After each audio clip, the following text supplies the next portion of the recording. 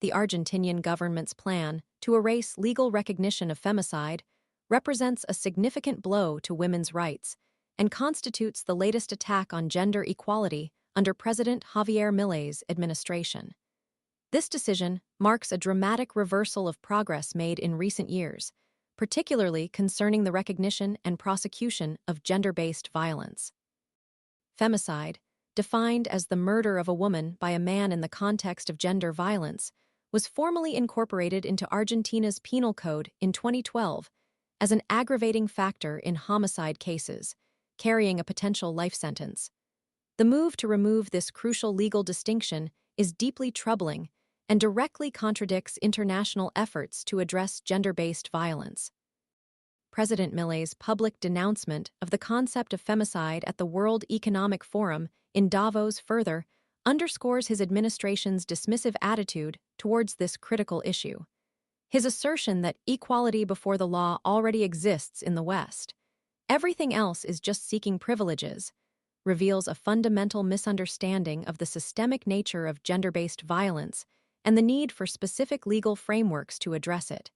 The chilling statistics. According to Argentina's National Ombudsman's Observatory of Femicides, 295 femicides were recorded in 2022 alone. This alarming figure highlights the urgent need for robust legal protections, not their dismantling. Micaela Amnesty International Argentina's executive director, aptly described the situation as deeply concerning, emphasizing the state's failure to adequately comprehend the pervasive nature of violence. While acknowledging the higher overall number of male homicide victims globally, Belsky stressed the disproportionate danger women and girls face within their own homes. A staggering 60% of women are killed by intimate partners or family members, compared to a mere 12% of men. This stark disparity underscores the specific vulnerabilities women face and the necessity of targeted legal and social interventions. Argentina boasts a recent history of significant feminist activism and legislative advancements. The 2015 wave of anti-femicide marches, which resonated across Latin America and Europe, exemplifies the country's strong feminist mobilization.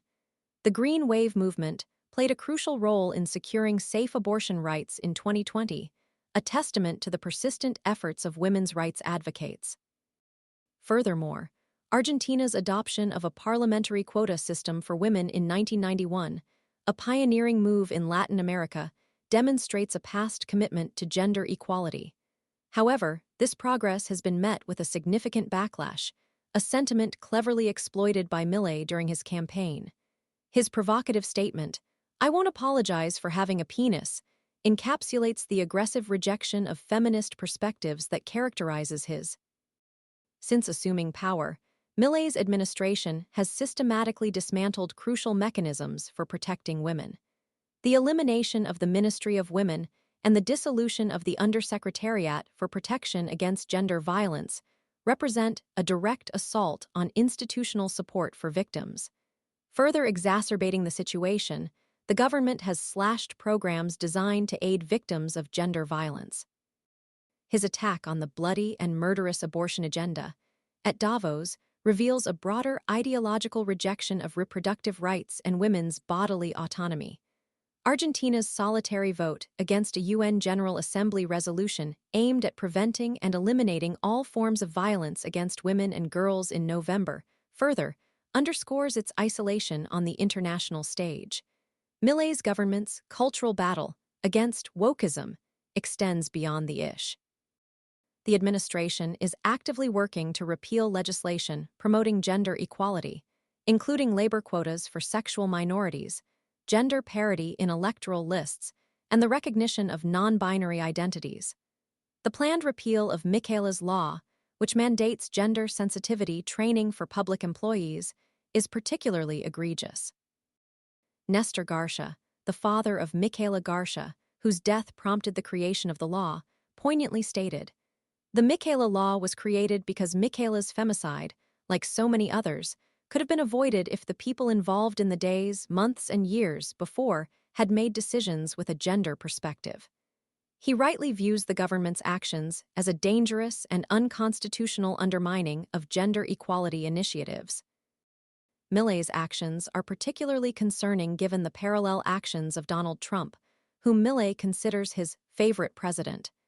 Trump's recent crusade against gender and diversity policies, including his characterization of diversity, equality, and inclusion initiatives as dangerous, demeaning, and immoral, and his revocation of anti-discrimination orders based on gender identity or sexual orientation, mirror Milei's regressive agenda.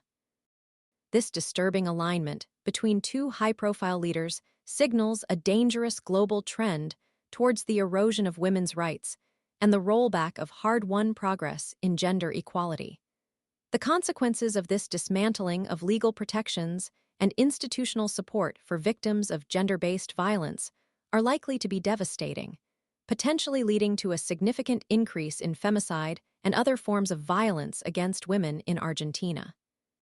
The international community must actively condemn this regression and support Argentinian organizations fighting to protect women's rights and preserve the hard-fought gains made in recent years. The fight for gender equality in Argentina and globally continues to face significant and deeply worrying challenges.